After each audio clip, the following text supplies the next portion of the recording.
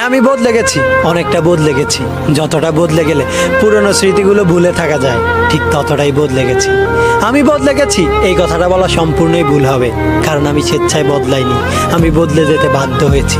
হ্যাঁ, আমি বদলে যেতে বাধ্য হয়েছি প্রিয় মানুষগুলোর অনাদর আর অবহেলায়। সবসময় আড্ডা দেওয়া মানুষটা আজ একা বসে থাকে, সবাইকে হাসি খুশি মাতিয়ে রাখা মানুষটা আজ নীরবতা পালন করে, সবার সাথে কথা বলা মানুষটা আজ চুপচাপ থাকতে ভালোবাসে। যার জন্য এখন আমাকে প্রতিনিয়ত শুনতে হয় আমি নাকি বদলে গেছি।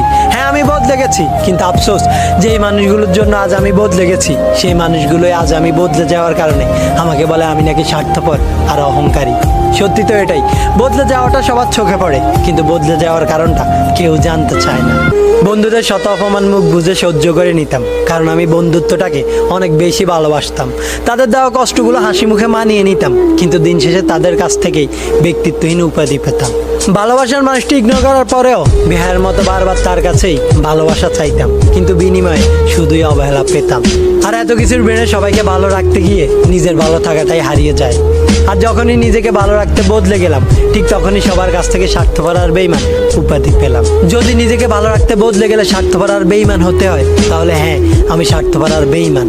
সত্যি আমি অনেকটা বদলে গেছি, নিজেকে ভালো রাখতে আমি অনেকটাই বদলে গেছি। আমাকে আমার মতো থাকতে দাও, আমি নিজেকে নিজের মতো